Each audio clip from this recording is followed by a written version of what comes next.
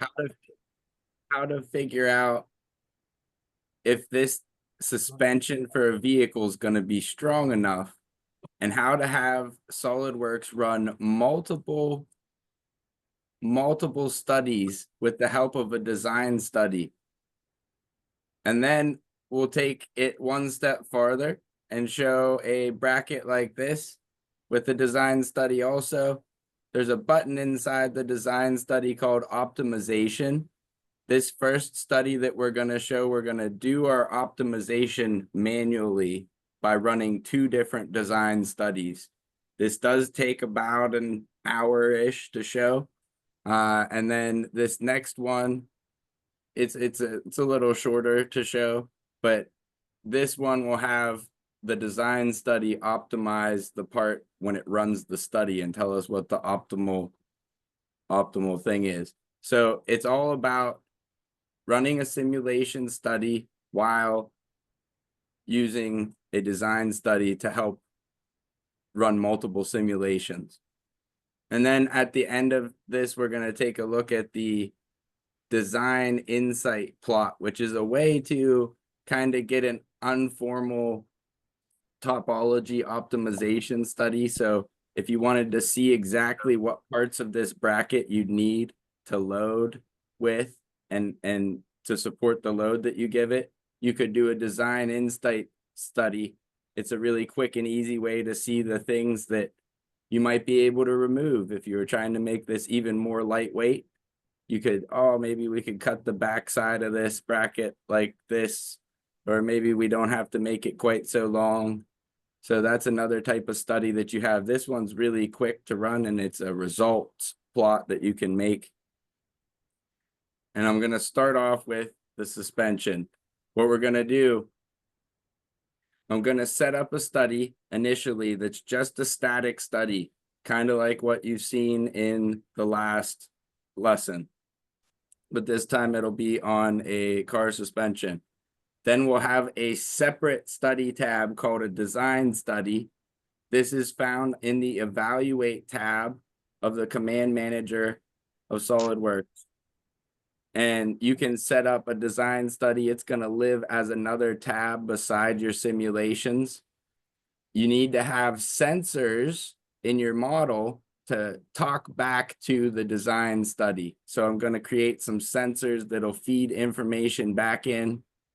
And with a design study, you're able to have variables, things that you change. So we're going to change the amount of forces on this arm at first to represent different load cases of going down the road. So maybe one amount of force is just the car sitting there still. It's just sitting there. Maybe one amount is it driving down the highway. Maybe one is it turning at a speed. And then maybe one is turning and hitting a hard bump. So we have 4 different scenarios we're going to test out on this. We'll find which one is the worst. And then we'll say, how could we make this thing survive that amount of force? And we'll run another design study that will play with the thickness of this lower A-arm. And it'll be able to tell us what the optimum thickness would be to make that part so it won't break with that amount of force that we see. So it's kind of a long topic here. I'm going to walk us through it one step at a time. I've got the suspension model open here. And in this model, they started this partially completed study. I'm going to show how we can copy things from one study into a new study. If I start a new study here, all I have to do is I'm making a study right now for the design study to work on. And in this study, we're going to set up some parameters that are able to be varied by the design study. All right, so I'm going to go ahead and start a new study. I'll call this one multiple loads. This will be the one that we set up to run with multiple different scenarios as it's going down the road.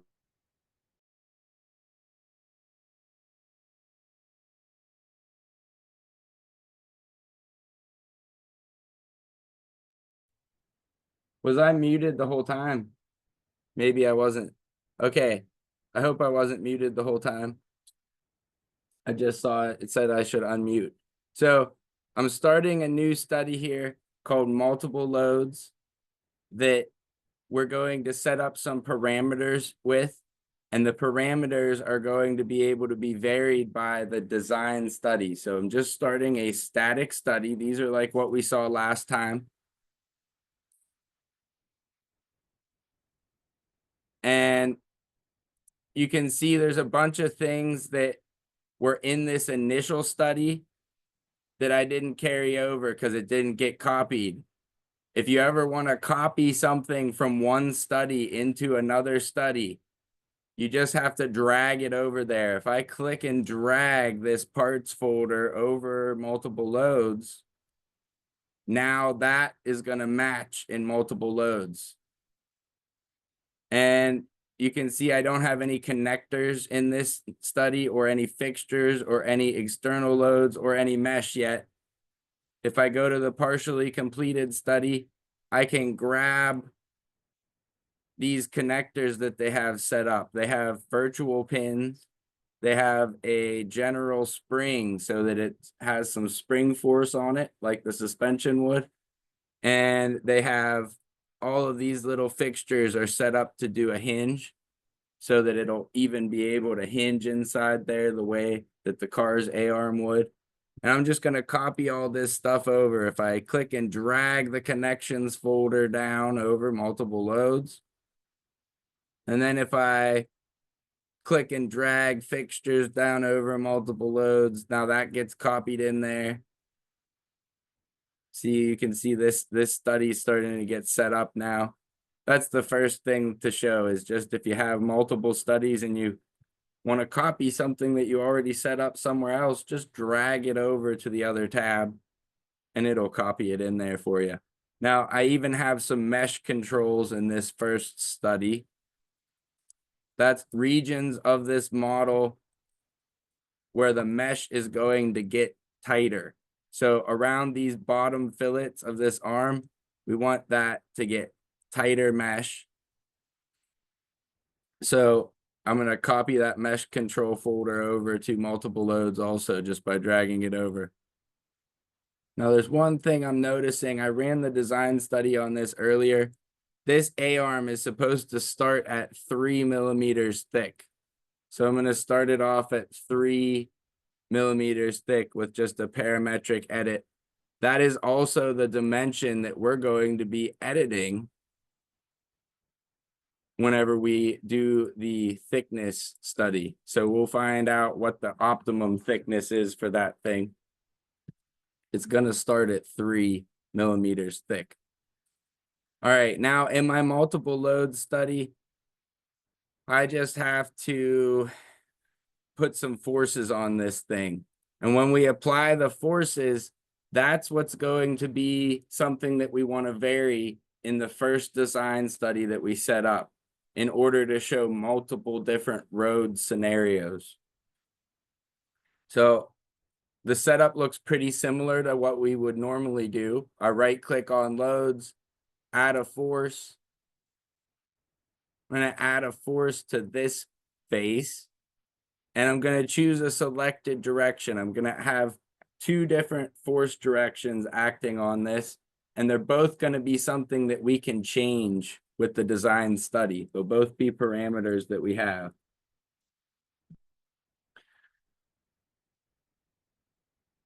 All right, so the forces I need, I'm going to pick a selected direction, and I'm going to choose the front plane for my selected direction. And then I'm going to put a force on it acting this way, as if the car is moving down the road, and that's the forces on this thing as it's moving down the road. And then I'm also going to put a force on it this way, but I want it to be pushing up like it's sitting on the ground, if that makes sense. So I'm going to reverse the direction of that force. And now, in order to link these to parameters, instead of punching a value in directly, I can click the drop-down menu and I can say link value. Now, this would let me pick a parameter to link it to. We need to have parameters for our design study to change. So I'm going to set up some parameters. I need to hit edit define here. And I want one parameter called vertical.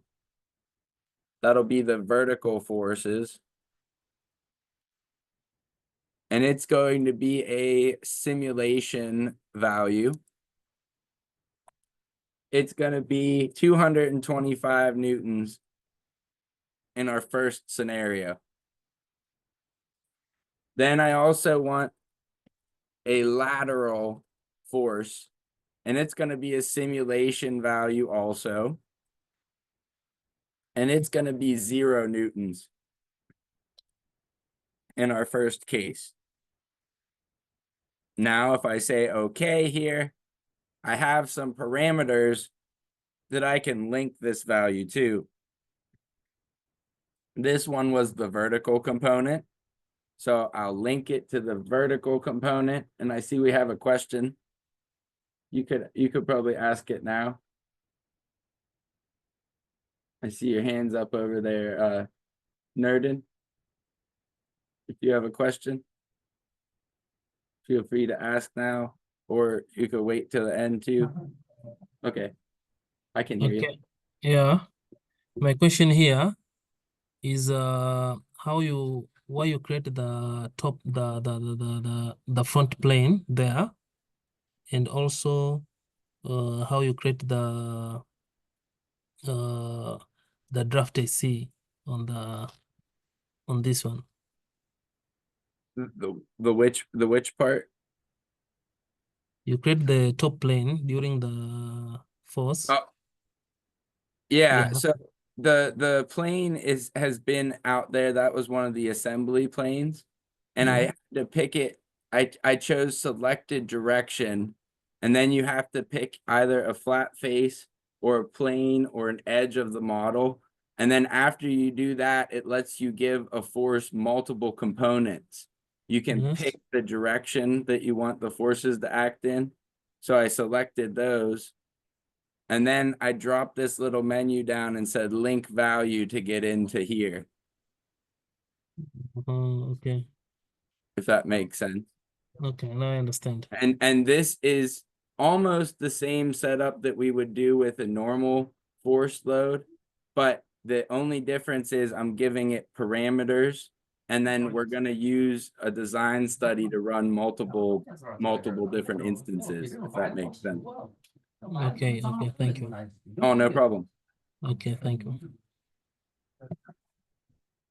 If I say okay there, we can see this value that I put in, and it's grayed out now, showing that it's linked to a parameter.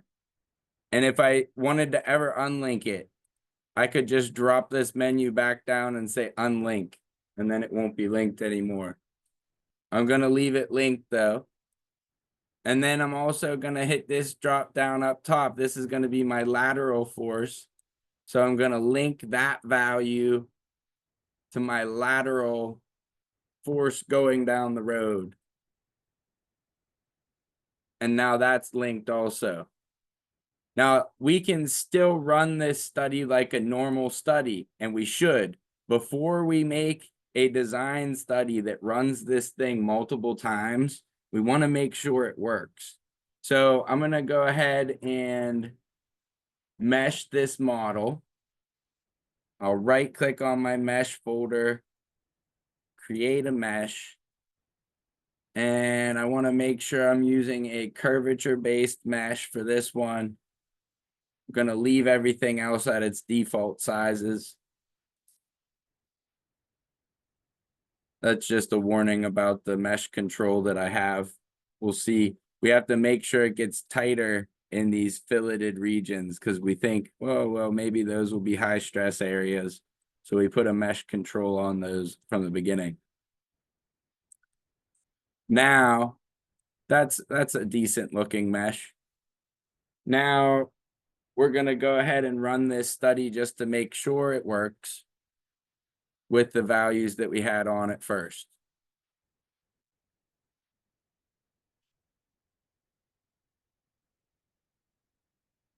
And it warns us because of the motion that's with this kind of unit. It warns us, it thinks there might be under constrained bodies. They've made this a little more sensitive recently. If you're on an older version of SolidWorks, it's not going to tell you this warning. If I wanted to stop running the study and look for the under constrained bodies, I would say yes. I'm pretty sure I set it up right, so I'm going to say no and keep running that study. And we're also going to get another warning here about large displacements. The reason we're having a large displacement is because this thing has a spring in it, and it's actually going to move quite a bit whenever it gets these forces put on it. In the real world, when you get this message, excessive displacements detected, common reasons, blah, maybe large deflections, click no to finish solving. That means it would keep using what's called the small displacement solver. And if you click yes, it'll restart solving with the large displacement option. In real life, you should use the large displacement option. You're going to get a more accurate answer. In real life, you should say yes to this. It takes a little longer, so I'm going to say no and keep using the small displacement solver. The difference between these, the large displacement solver allows the forces to change their angle. It does this by solving in steps. This is an instance in time, but it will solve it in steps as it moves. And then it allows these to kind of change their angle with the large displacement solver. Takes a little bit longer. I'm going to stay in the small displacement solver that doesn't allow these to change angles and just hit no here. It's a little faster. And they really think there's under constrained bodies, but there's not. I'm just going to close out of this tool.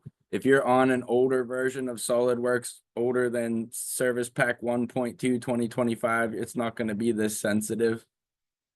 This is something they've made it a little extra sensitive by, but I think they're going to take that part away. So we can see we've got some results on this study. We found a stress plot, a displacement plot, a strain plot. Great. We know the study works. Now we're ready to set up a design study that will vary those parameters for the different road scenarios that we might see. So to make a design study, I need to go to the Evaluate tab. There we'll find the Design Study button.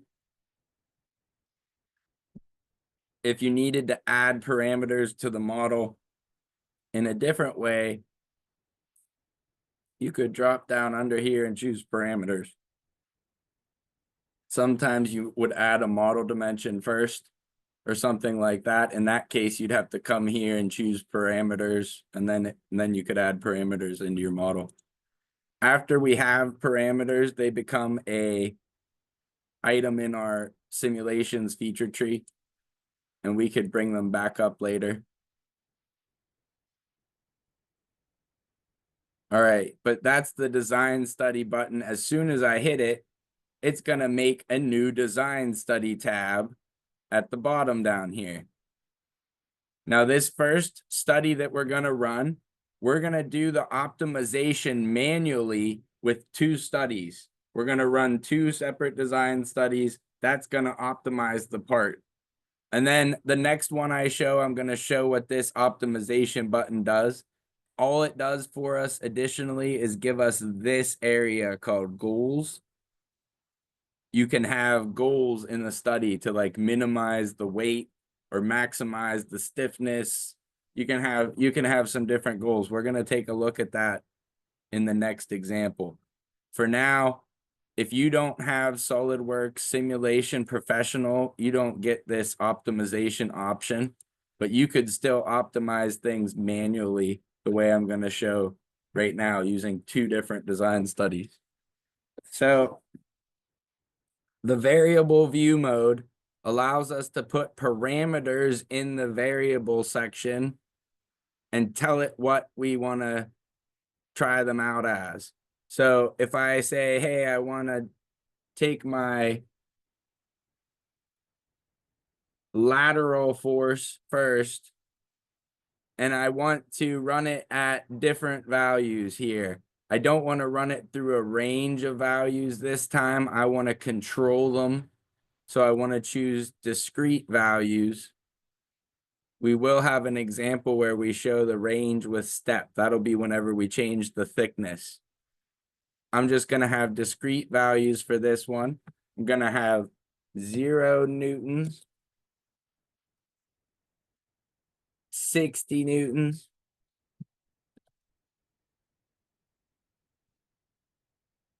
I'm zooming into my little table here that I have preset up on the other side. 0 newtons, 60 newtons, 72 newtons, and 115 newtons. Those are the different ones I want to try out. I like to enter things better from the table view. We can also enter items in the table view tab here, variable view versus table view. Watch what the difference is in table view. Now it shows the different scenarios, and I can enter things in for the different scenarios I want to run. I like it a little bit better in this world. I'm going to go to the vertical and then set up the rest of these. So our first case will be 0 newtons in the lateral direction, 225 in the vertical direction. Then our next one, let's pretend that's when it's driving down the road. Maybe there's some aerodynamics causing the weight of the car to get a little lighter because it's driving fast. So our vertical force is a little less this time, but our lateral force is there now because we're driving down the road. There's like the forces of friction and all that stuff to beat. So we have some lateral force, and maybe our vertical force is 185 newtons. And then in the third scenario, maybe this is driving but going around a bend. We're putting some extra force on that. So 72 newtons in the lateral direction and 385 in the vertical. And then scenario 4, maybe that is the worst case scenario. We're going around a bend and we hit a bump. Oh man, maybe this bump causes 900 newtons of vertical force. So we'll call that our worst case scenario.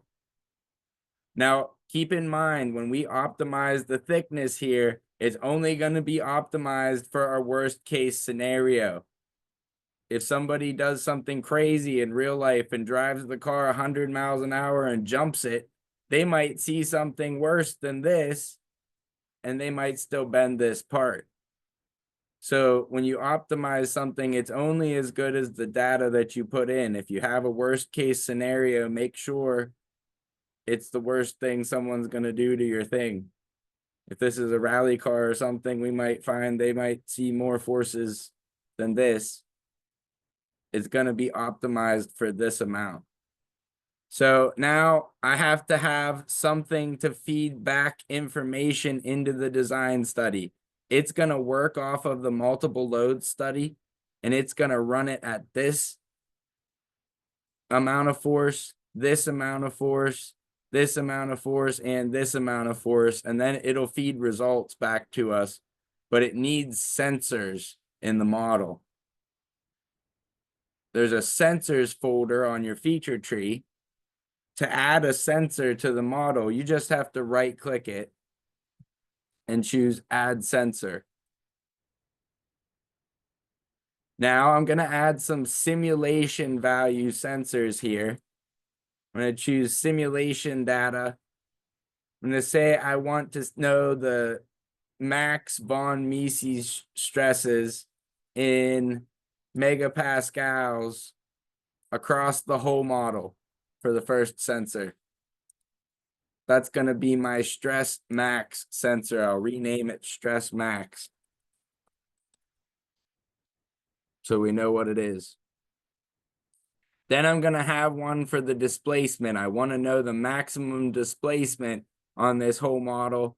I'll right click, add another sensor. This one's going to be simulation data, displacement, resultant displacement in millimeters at the model max. So across the whole model here. I'm going to call this one displacement max.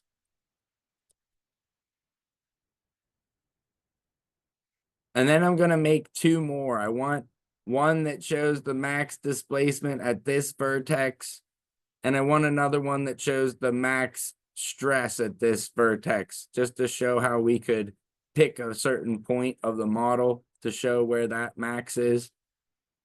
If I right click on the sensor folder, I can add some more sensors here. Simulation data, stress.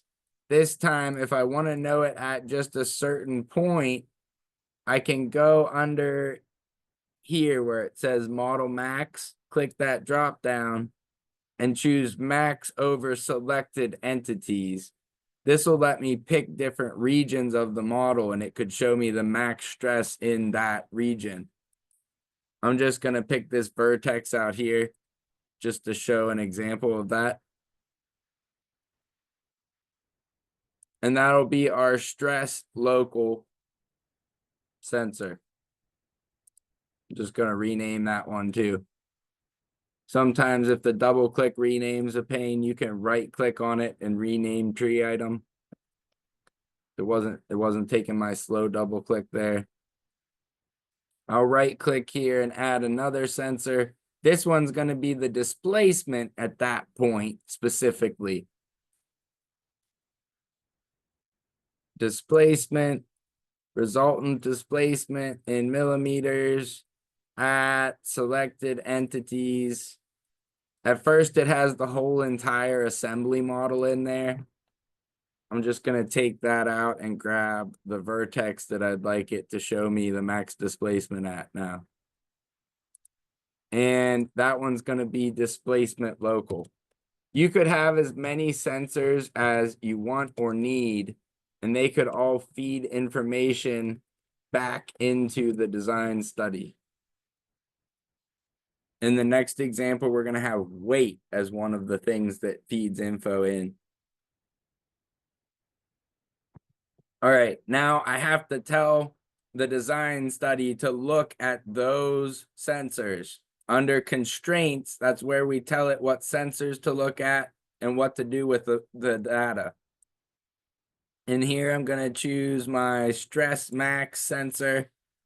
I could have it warn me if it's greater or less than a certain value, or if it's between a certain value, I could have it show me that with color codes. If it hits a certain value, it would turn green. If it's not, it would be red. We'll see a little bit of that in the next example too. For this one, I just want to monitor only. And I want to tell it what study we're looking at. This is very important. I have to tell it which simulation study to look at when it runs. So in here, I want to make sure I choose multiple loads for that. Now I'm just going to set the rest of these up to look at the values and just monitor them. They'll just give us the values back. They won't judge whether they're good or bad or not. And I want to make sure I hook it up to look at the multiple load study with that last drop down. Now this one, stress local, monitor only. You have to pick which study they're looking at for all of them. Displacement local, monitor only, multiple loads. Okay, now we're set up and we're ready to run this design study. It's going to run multiple loops with the multiple load study. Instead of us going in there and manually punching this in every time and running 4 different studies, the design study will take care of that for us. There's something to mention before we hit run. A design study has its own options. There's a little gear here. In the design study options, you can choose whether it's running it in a high quality mode. That means it's going to run every scenario. If you choose fast results, it's not going to run every scenario. So if you have a big range of values, like maybe you did a stepped range of values and you have 30 different scenarios to run. If you come in here and you do fast results, it's just going to run every couple different results, and it's going to linearly interpolate between them. So if you want to know the answers at all of the different scenarios, you have to be on high quality here. Fast results is just going to use the fact that for most of this, we're on the linear part of the stress strain curve, so it'll linearly interpolate. I want high quality. Some other things you can do in here that are kind of cool. Under the little gear icon in the design study, you can have it save the results out somewhere different than the rest of the studies if you want. Or you could even have it email you when it's done. If it's something that's going to take a long time, like 30 different scenarios, you can put an email in here and it can send you an email when it's done running. I'm going to go ahead and just hit the green check on there. I explained that area out a little bit. Now, you could also use your design study to write a Microsoft Word report. After we run this thing, if you hit the report button, it's going to give us screenshots and a report template, and all we'll have to do is write our findings in under the screenshots, and that'll kick it out to Microsoft Word for you. So that's kind of nice also. All right, I'm going to hit run on this. And we're going to optimize after we find out what the worst case scenario is. So I'm going to hit run here.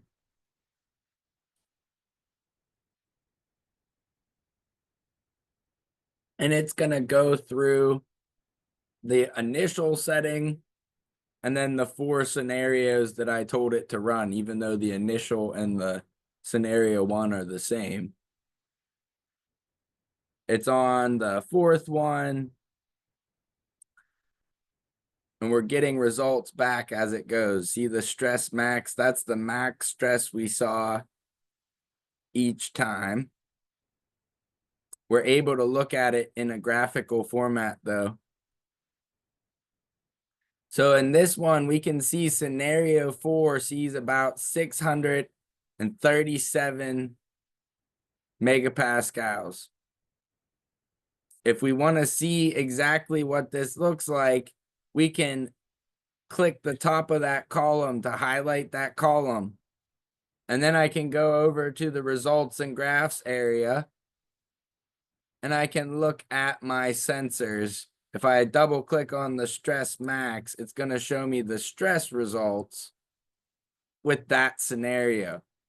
So in this one, we can see we've surpassed the yield strength of the material just by a little bit. So our yield strength is 620 megapascals. We hit about 637. We're going to cause damage to the part in this area. We're going to cause deformations that won't spring back because we've went over the yield strength. So how thick does this thing need to be not to be over the yield strength? Well, that's a good question. But we can set up another study where we vary the thickness on this bottom arm, and we can use those results to tell us what the optimum thickness is if we look at a graph of those results. So I'm going to go ahead and set up a different study now that'll do just that. The design study tab just stays at the bottom. You can go back to it. If I right click on multiple loads, I'm going to copy that study and create one called thickness variation. I want to make a different simulation study to run a different design study on. So I'm going to call this one thickness variation. I'm going to copy the mesh, and we didn't really change up the results any. It doesn't matter if I copy those over. I'm just going to copy the mesh. And in this one, I'm going to unlink the force values. Remember how we linked those? You can see it's at the worst case scenario because that's what I had activated on the design study. So it's at that worst case. If I want to, I'm going to unlink those values so they can't be changed in this study. To unlink them, all I have to do is edit the definition. And in the little drop down, change it to unlink value. And now we'll be able to manually change it again if we needed to. But I'm just going to leave it set at these worst case scenario settings. And now those things are not going to be a parameter that can get changed in this study. Now I need to add a different parameter in. I'm going to add a parameter in that can change this dimension. So I'm going to right click on the parameters folder and edit or define a new parameter. And I'm going to make a parameter in here called arm thickness.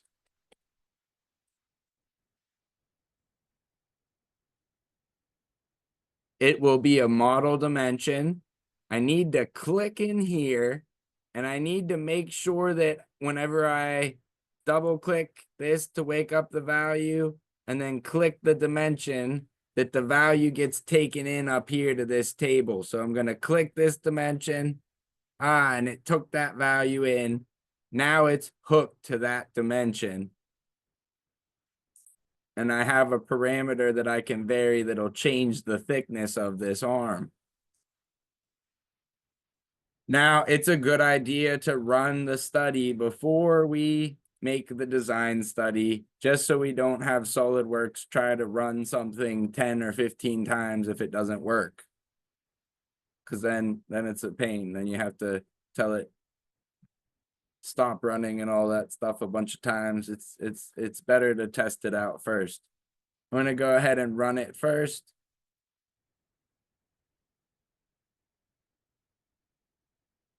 Make sure we get the same results as last time.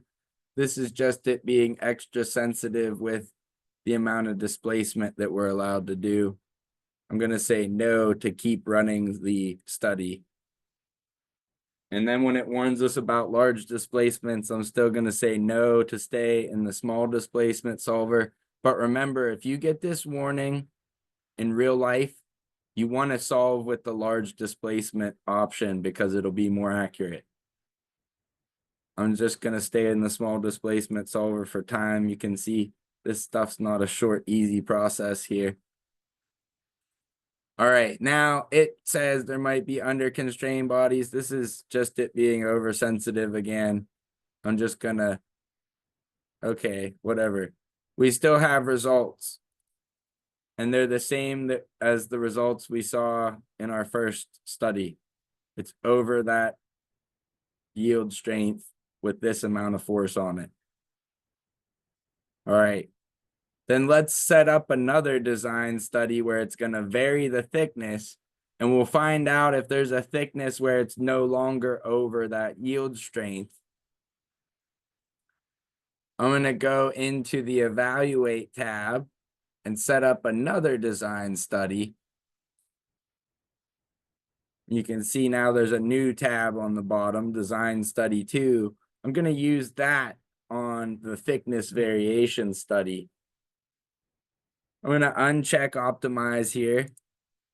And in the variables area, I want to add arm thickness in this time.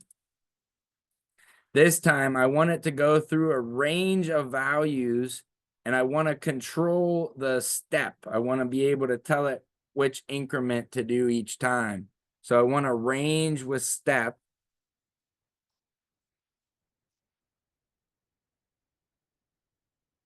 And let me just find the right page here. All right, range with step. I think we're going between, there we go. So we're going to start at 1.5 millimeters thick, even though we know that that would be weaker. And then we're gonna go all the way up to 8 millimeters thick. And we're gonna do it in 0.5 millimeter increments. So I'm gonna put in 0.5 millimeters here. If we wanted it to do smaller increments, we could put a smaller increment in there, but we have more active scenarios. So just with this setting that I did to the variables, it's gonna have to run 14 different studies to vary those sizes to figure stuff out. Now in the constraints area, I'm gonna put our sensors in here. I want the stress max sensor. I just want it to monitor it only. And I want it to look at the thickness variation study. That's important. Remember to tell it which study you're looking at. Thickness variation and displacement max, monitor only, thickness variation. I'll just throw these other sensors in here. Monitor only, and remember to tell it which study to work on. All right. Now, this thing's ready to change the thicknesses and give us back some information. I'm gonna go ahead and run this one. Oh, just as a reminder, if we go to the table view, it'll show us this in a different way. There's all the different thicknesses it's gonna try out. 3.5, 4, 4.5, 5, 5.5, etc. all the way until it gets to 8 millimeters. I'll hit run. And if we watch in the background there, it's actually going to change the thickness of the arm as it runs through these different studies. We'll notice that update on the model. There, it got thinner there. Now, if you keep an eye on it, it's going to get thicker every time it runs. I'll leave my little cursor there so you can kind of have a gauge. Oh, well, we'll see it do its thing.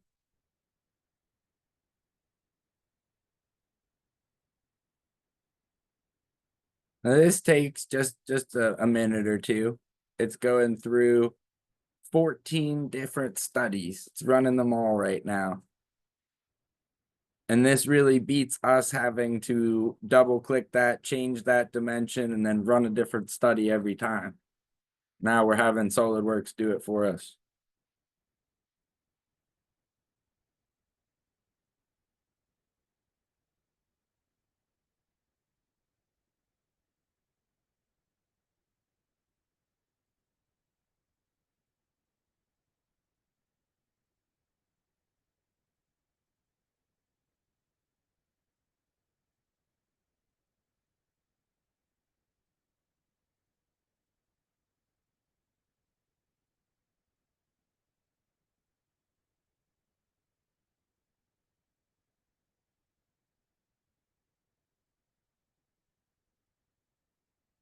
It's doing its thing and feeding back answers back into our table. We're going to know what the right thickness is pretty soon.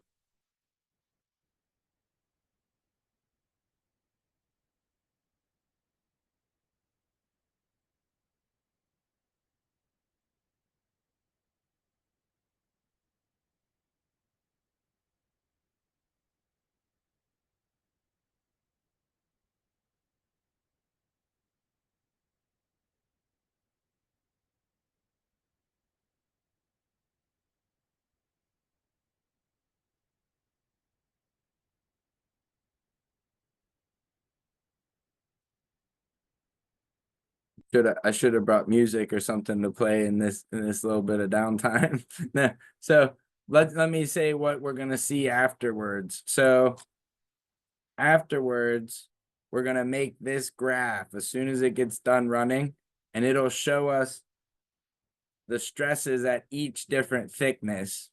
And we'll see at a certain point, it no longer gets less stress. It's just going to see an even amount of stress after a certain point. That point will tell us what our optimal thickness is. We're getting close now. We're almost done with this thing.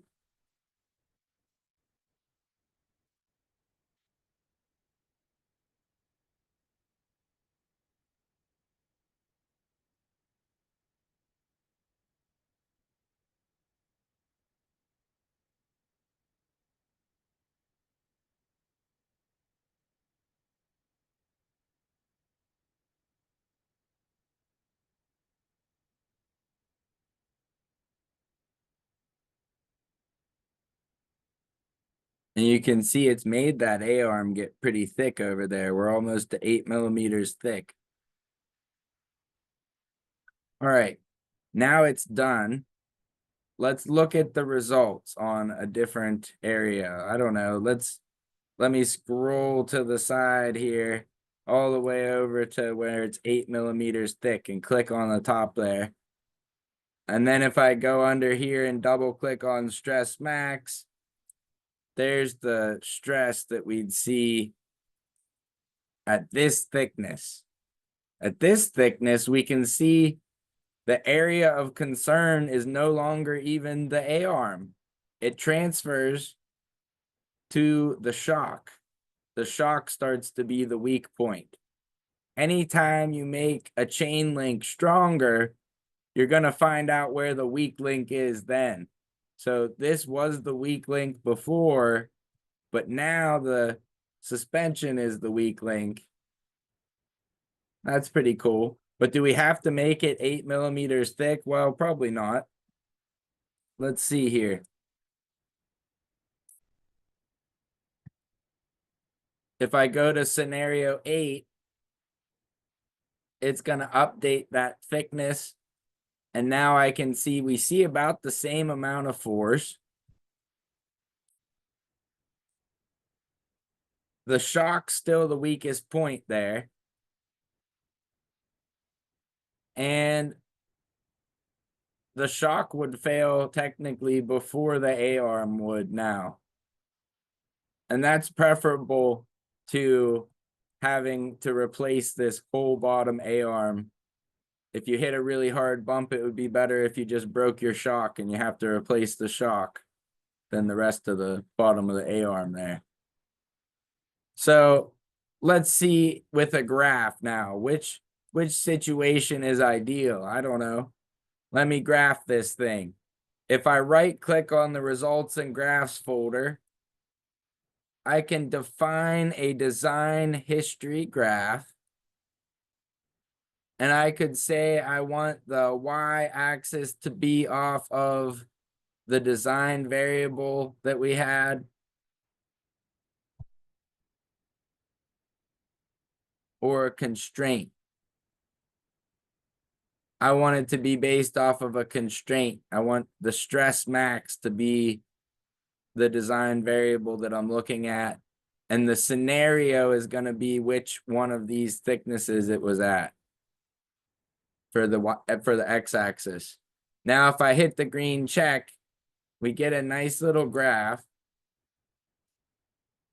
And this helps us understand what's going on. So the stresses in whenever we had it at 1.5 millimeter thickness were way up here, way up at like 1700 megapascals.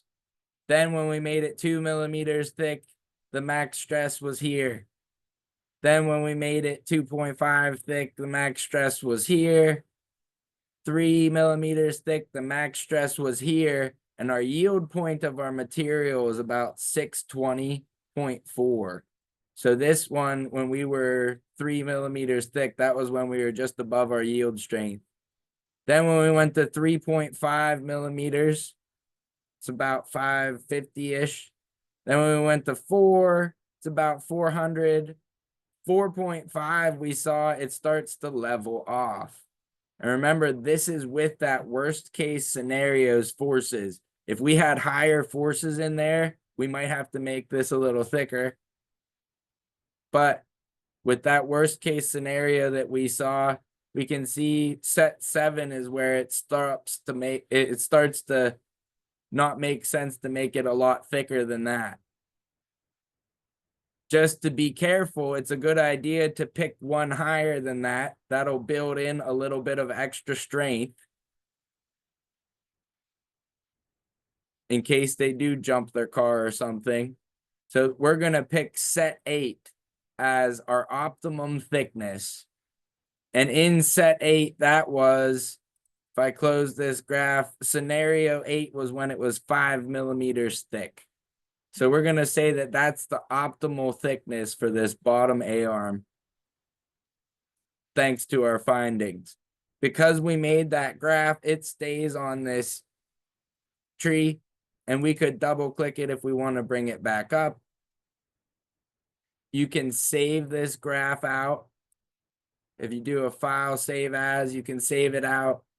If you go to options, properties, you can change things about the legend, titles, and that kind of stuff too. If you want to change anything about this, you can go to options, properties, and change it up a little bit. And if you write a report on this design study, it's going to include that graph in the report. So you can tell your findings about that. So with it at 5 millimeters thick, that's what our stress results would look like. We got a pretty good answer on this one. Now I'm going to switch gears a little bit.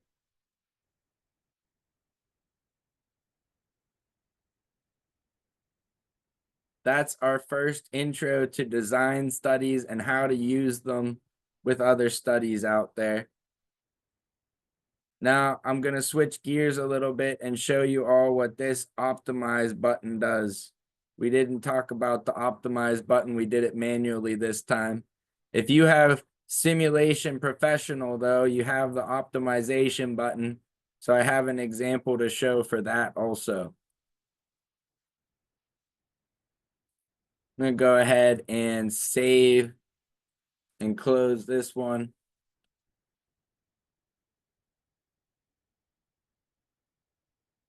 All right. Now this one, they've set up a couple sensors. They have a mass sensor. If I edit the sensor, you can see what they set this one up like. They have mass properties and they're reading the mass of this part. They want to know how much it weighs is one of the sensors. And then they have another sensor. This one's just to see the max stress. And then we set up a study with this where we put, and I kind of have some of this already done here. We set up a study with this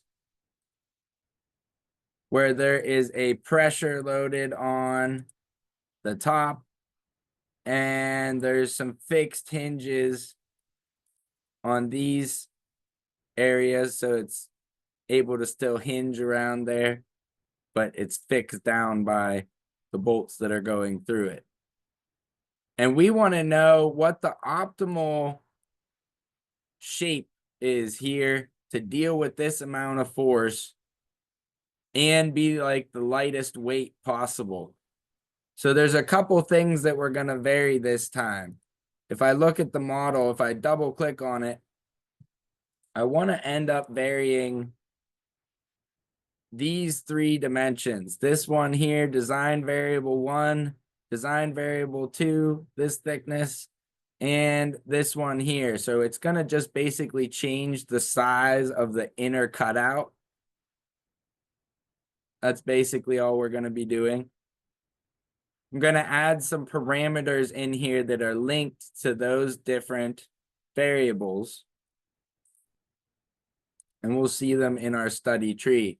To add a parameter right off of the get-go, you have to go to the Evaluate tab, drop down underneath Design Study, and choose Parameters. And now we can add some parameters in. I want to have one called Design Variable 1. I'm just going to call it DV1, Design Variable 1, hooked to a model dimension. That's going to be this dimension here, 23.13. Then I want to have another one, DV2, hooked to another model dimension. That's going to be this one here. And I want to have another one, DV3, hooked to this 50 millimeter model dimension. Cool. So now we've got some parameters that we can vary. They're all model dimensions this time. And our sensors are going to take a look at the mass of that object and the max stress. I've already ran this study, so we know it works. It doesn't need reran, but remember to run your study first so that you don't have SolidWorks have to run a bunch of times on a study that might not work. And then I'll go to my evaluate tab and start a design study. This time I'm going to leave optimization turned on.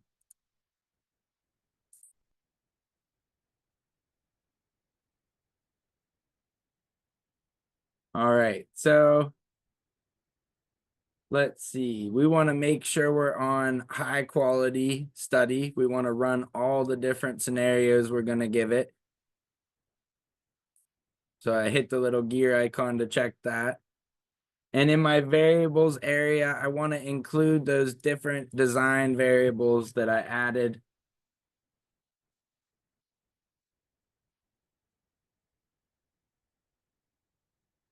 And have them go through a range of dimensions here. So for the variables, I want dv1. I want dv1 to go through a range of values here. A minimum value of 10 millimeters and a maximum value of 25 for that first one. I want dv2 to go through a range of values between 10 millimeters and 25 for that one too. And I want that last value, dv3, to go through a range of values also between 20 millimeters and 50 millimeters. Like that. My constraints this time are going to be our stress value.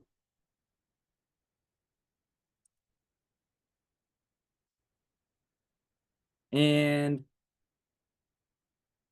I want it to be less than a certain amount. So I'm going to choose is less than. I want my stress to be less than 300 megapascals.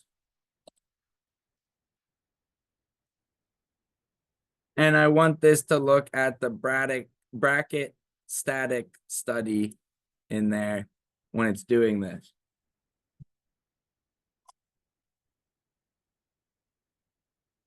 All right, now for the goals, I'm going to choose the other sensor that I have. I want my mass to be minimized.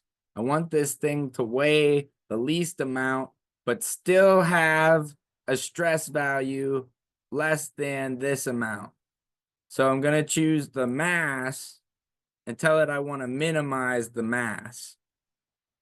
You could also say make it close to this weight or maximize the mass.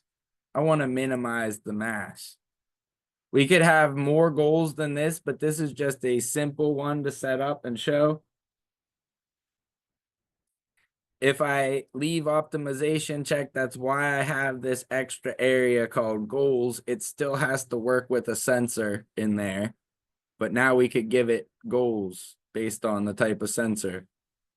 If I hit run here, it's going to run through 15 different scenarios where it changes those values a little bit. And it's going to try to tell us what the optimal value is based off of what it gets here.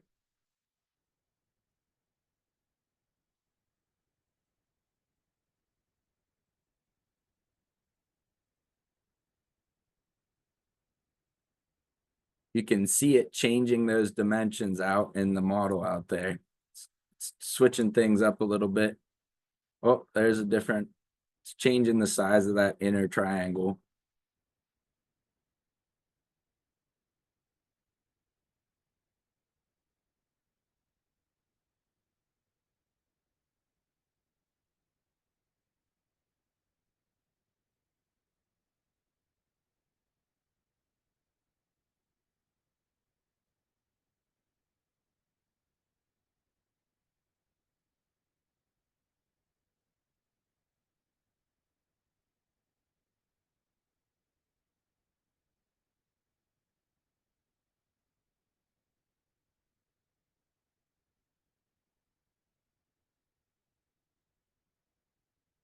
And now, just like that, it's decided what an optimal thickness would look like for all of those dimensions.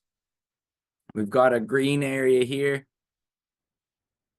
If I highlight the top of that column, it's going to change it over to the optimal sizes. And if I look at the results, I can see the stress results are below my specified value of 300. We can see in our results, there were some times where the stress went over that value, and they're color coded red if they're over that amount of stress.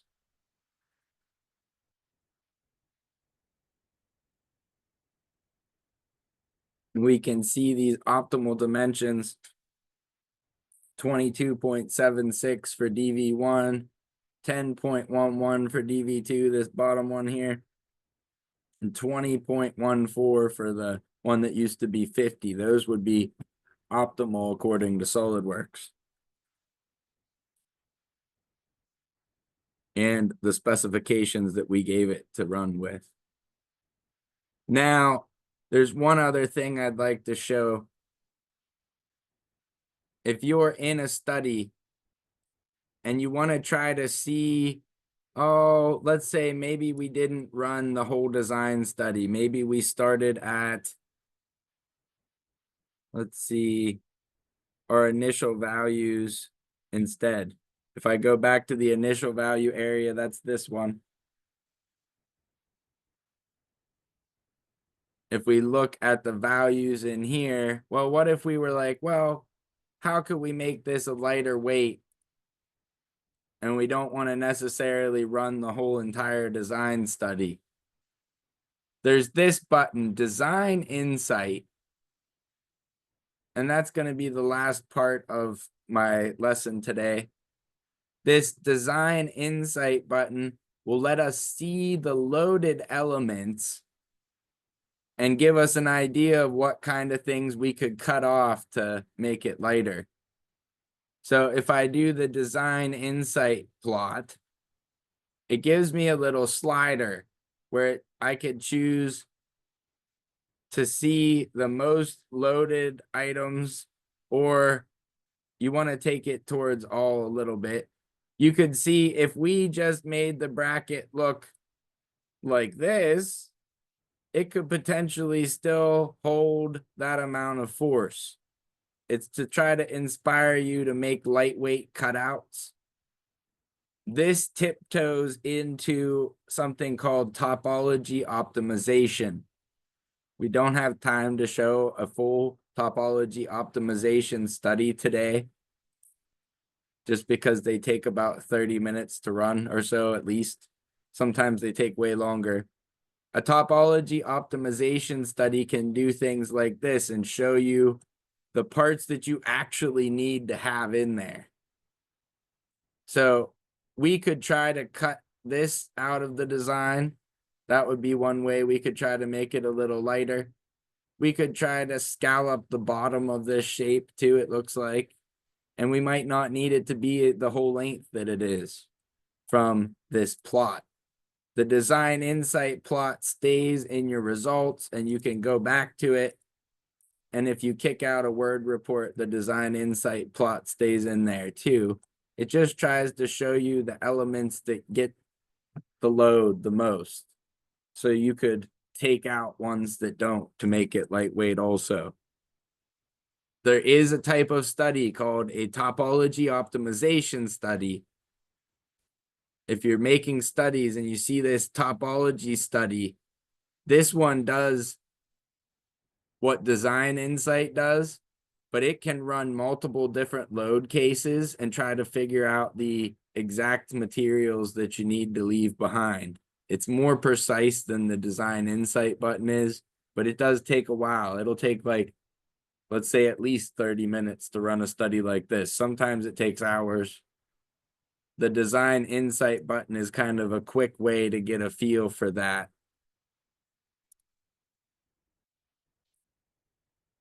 And make a plot of that pretty quickly.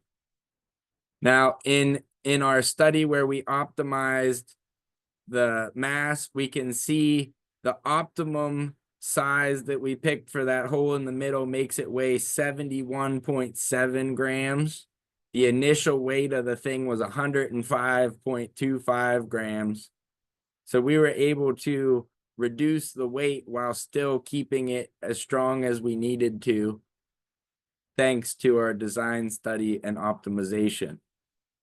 But there's other ways you could try to make that lighter weight other than just varying the dimensions. That's why I wanted to show design insight and just mention topology optimization anyways. That's all I've got. Now, what kind of questions do you all have about that for me?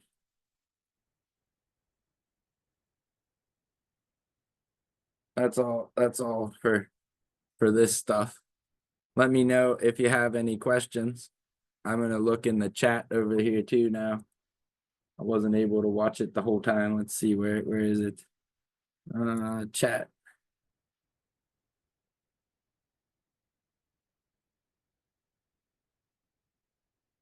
Clarify connections and component interactions. Okay.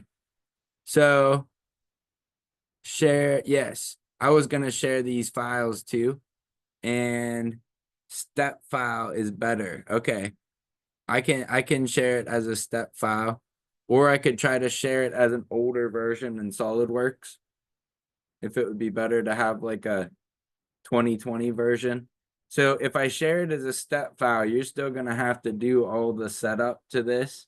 If I can share it with you as a SolidWorks file, you might be able to just go in there and use the setup that's already started. Lifespan. Okay. For lifespan, you're gonna want this kind of study. And I'll explain it briefly. So you can run, as long as you have SolidWorks Simulation Professional, you can start this kind of study. Let me get out of my design study view here. You would need one of these types of studies, a fatigue study. A fatigue study will let you do different kinds of loading. You could have a constant amplitude event, which is where it goes up to a certain value and then down to the negative side of that value. You could have a or you could go back to 0. You could set it where it wants to go. You could have a variable amplitude, which this would be the most like real world events. Like if you're driving down the road or something, oftentimes with variable amplitude, they get that data from sensor data. Like they throw a sensor out in the ocean and see what the waves, what kind of forces the waves cause. And then they'll put that data into this study. So usually the fatigue studies come off of some real world sensor data. Maybe they put a sensor in the trunk of a car and drive it down the road, and then they test that data. And the fatigue study will see how something holds up to continuous abuse, and you can keep running it because you don't always have to exceed the yield strength of something to break it. So a fatigue study will show you if there's going to be fatigue due to the amount of loading that you have. It does take a little longer to run these, but these we could always show something about these too in a future lesson. But a fatigue study will give you a good idea of if it'll hold up to long-term use. Let me read these other questions out too. We got a bunch of good ones. Nice question. Share in 2020 would be better. Okay. And I think I could maybe even go further back than that. As long as it's before what you're using, you'll be able to open it and the sim data should still be there. I'll share a step file too, just in case. And I'll go through the setup a little bit more of what they did to that one. Can SolidWorks simulation do granular material mixing? I don't believe so. That's a good question. So the reason that I think you'd need I think you'd need to be on Somalia on the 3D experience platform to see this kind of stuff. One thing that SolidWorks doesn't like to have a moving mesh. So the mesh in this case would have to like mix up. You might be able to do something like this with some kind of flow simulation in the Simolia package. I'm not 1,000% sure on that, but I'll ask my sim people and see if they know any better about that. Like, I think that would be some kind of flow study though, is what my brain's telling me about that one anyway. Please guide us on the choice of PC for optimal results in simulation. Oh, yes. Okay. So my recommendations here are pretty close to what SolidWorks is going to tell you recommendation wise, but I'll give you some more insight on this. So SolidWorks has recommended hardware.